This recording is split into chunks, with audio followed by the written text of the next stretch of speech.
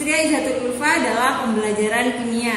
Hari ini kita akan belajar tentang faktor-faktor yang mempengaruhi laju reaksi. Di era masa pandemi ini, kegiatan pembelajaran dilakukan di rumah. Jadi untuk kegiatan praktikum, kita lakukan melalui video pembelajaran. Adapun tujuan pembelajaran kita hari ini yaitu adalah melalui diskusi LKPD dan pengamatan video pembelajaran tentang faktor-faktor laju reaksi. Kalian dapat menganalisis apa saja faktor-faktor yang dapat mempengaruhi laju reaksi dengan tepat. Untuk memulai pembelajaran kita hari ini, yang pertama kita siapkan adalah alat dan bahan. Di sini ada beberapa faktor yang mempengaruhi laju reaksi. Yang pertama akan kita bahas di sini adalah konsentrasi. Jadi yang kita gunakan adalah dalam percobaan ini adalah yang pertama ada HCl dengan konsentrasi 2 molar. Kemudian ada HCl dengan konsentrasi 1 molar. Kemudian di sini ada gelas ukur. Kemudian ada tabung reaksi dan tabung reaksi. Dan yang terakhir adalah stopwatch. Jadi yang pertama kita lakukan adalah mengukur volume masing-masing HCl. Jadi HCl 2 molar kita ukur volumenya sebanyak 3 ml menggunakan gelas ukur.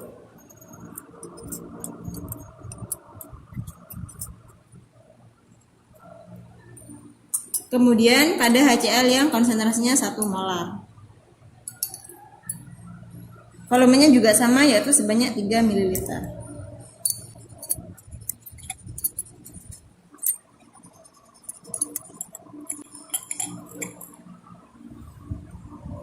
Setelah itu kita masukkan HCl yang sudah kita ukur ke dalam tabung reaksi.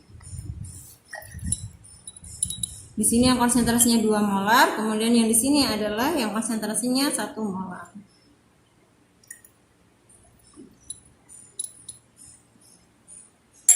Setelah itu, kita masukkan magnesium yang ukurannya sama, yaitu 1 cm ke dalam masing-masing tabung reaksi. Pada saat kita memasukkan, maka kita juga jangan lupa memencet tombol stopwatch-nya untuk mengetahui berapa lama waktu yang dibutuhkan magnesium ini bereaksi dengan HCl. Jadi kita masukkan dan mulai stopwatch-nya. Coba kalian perhatikan, kalian amati apa yang terjadi.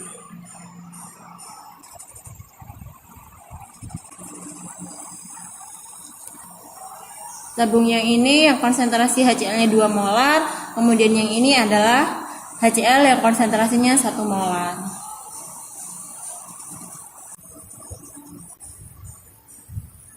Nah, waktunya sudah habis untuk yang konsentrasi 2 molar. Kita catat 1 menit 18 detik. Jadi untuk yang HCl 2 molar kita catat waktunya sebanyak 1 menit 18 detik. Yang HCl 1 molar kita tunggu sampai magnesiumnya habis bereaksi semuanya.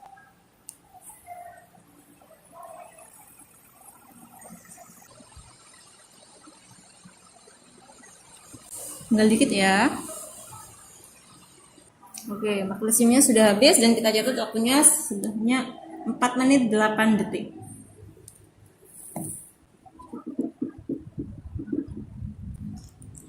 Ini adalah percobaan yang pertama, yaitu konsentrasi. Kemudian untuk percobaan yang kedua, kita akan mengetahui faktor laju reaksi yang kedua, yaitu luas permukaan. Jadi alat dan bahan yang kita butuhkan adalah yang pertama ada pita magnesium, kemudian di sini ada HCl konsentrasinya 2 molar, ada gelas ukur, ada tabung reaksi dan juga tabung reaksi dan pipet tetes. Langkah yang kita lakukan yang pertama adalah mengukur volume dari HCl yang akan kita reaksikan, yaitu sebanyak 3 ml menggunakan gelas ukur.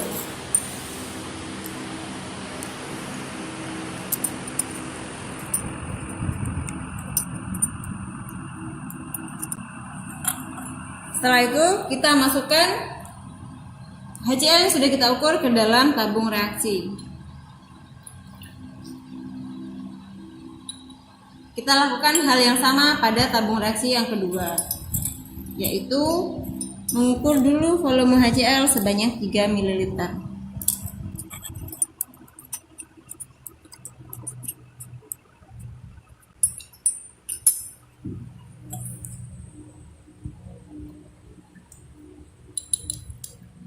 Langkah berikutnya, karena kita akan mengetahui faktor luas permukaan ya terhadap laju reaksi, kita sediakan pita magnesium yang masing-masing ukurannya 1 cm.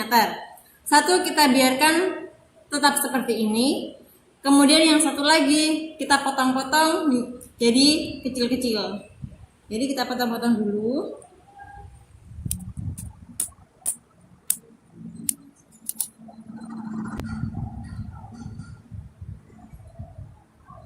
Jika sudah kita potong-potong, kita masukkan secara bersama-sama pita magnesium ke dalam masing-masing tabung dan kita nyalakan stopwatch kita.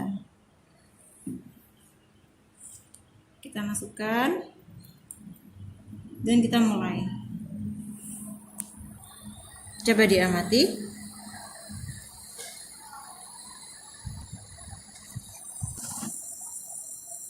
Ternyata yang dalam bentuk potongan yang ukurannya lebih kecil-kecil sudah habis bereaksi pada waktu 1 menit 8 detik. Jadi kita tulis ya.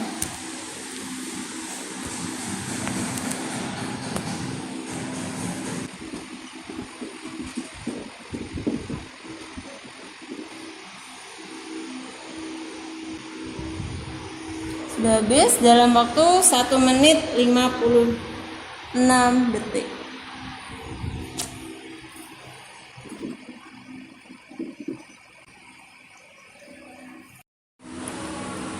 Nah, faktor yang ketiga yang akan kita amati yaitu adalah suhu. Adapun alat dan bahan yang kita butuhkan, yang pertama yaitu di sini ada natrium tiosulfat dengan konsentrasi 0,1 molar, kemudian HCl 0,1 molar, ada pipet tetes, ada gelas ukur, kemudian ada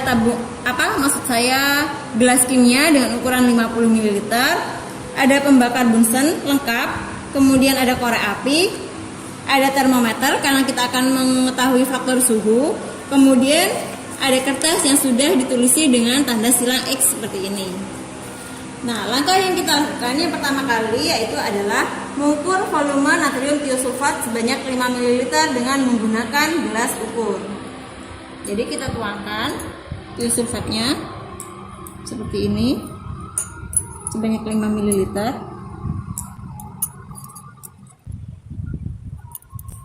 Nah, kalau sudah kita tuangkan ke dalam gelas kimia.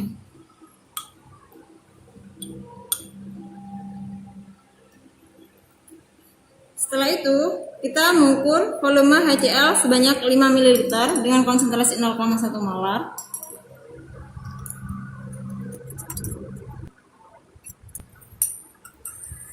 Langkah selanjutnya yang kita lakukan langkah selanjutnya yaitu mengukur suhu natrium tiosulfat yang sudah kita tuang ke dalam gelas kimia. Jadi kita ukur suhunya. Ternyata suhunya adalah 30 derajat Celcius. Setelah kita ukur suhunya, maka kita akan memasukkan HCl konsentrasi 0,1 molar ke dalam larutan tiosulfat. Namun natrium tiosulfat yang dalam gelas kimia ini diletakkan di atas tanda silang yang sudah dituliskan di kertas X. Kemudian kita masukkan dan kita pencet tombol stopwatch-nya. Masukkan, mulai. Nah, kita amati sampai tanda silang itu tidak terlihat.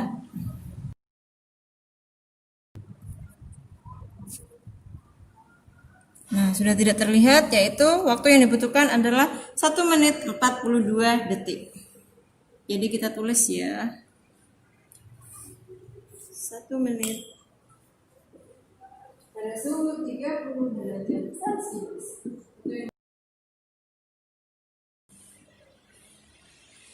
Untuk yang selanjutnya sama, tapi kita naikkan suhu natrium tiosulfat. Yang sebelumnya kita menggunakan suhu 30 derajat Celcius, kita naikkan 10 derajat Celcius. Jadi kita naikkan menjadi 40 derajat Celcius. Langkah yang pertama sama, yaitu adalah mengukur volume natrium tiosulfat sebanyak 50 ml.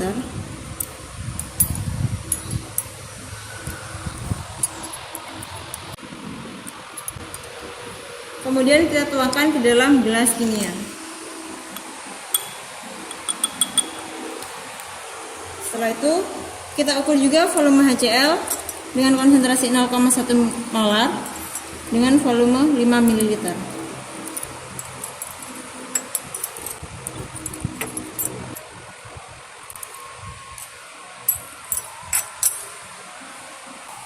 Langkah berikutnya adalah memanaskan suhu natrium tiosulfat. Oh, jadi kita ukur dulu suhunya berapa? Di sini. Di sini suhunya 30 derajat Celcius, kita jadikan 40 derajat Celcius, maka tiosulfatnya kita panaskan.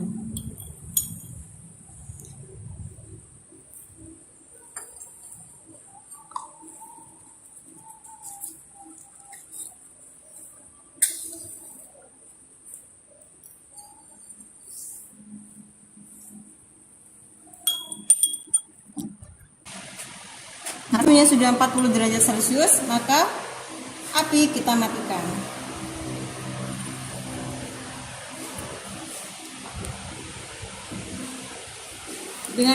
Dengan cara yang sama, kita masukkan HCl 0,1 molar ke dalam natrium tiosulfat yang suhunya sudah mencapai 40 derajat Celcius di atas kertas yang sudah ditulis dengan tanda silang X.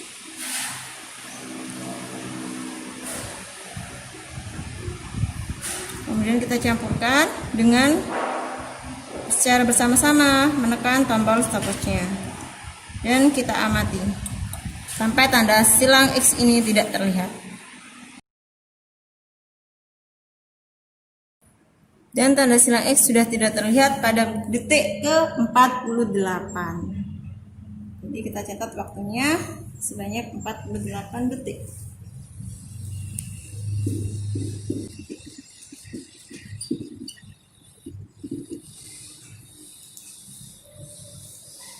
Demikianlah percobaan tentang faktor-faktor apa saja yang mempengaruhi laju reaksi. Tugas kalian adalah diskusi mengenai LKPD tentang faktor-faktor laju reaksi bersama dengan kelompok kalian. Kemudian kita bahas pada pertemuan berikutnya melalui Zoom meeting. Untuk itu sampai di sini dulu mengenai percobaan tentang faktor-faktor laju reaksi. Saya akhiri, tetap jaga kesehatannya, jangan lupa sering cuci tangan, tetap patuhi protokol kesehatan. Saya akhiri, wassalamualaikum warahmatullahi wabarakatuh. Terima kasih, sampai jumpa anak-anak.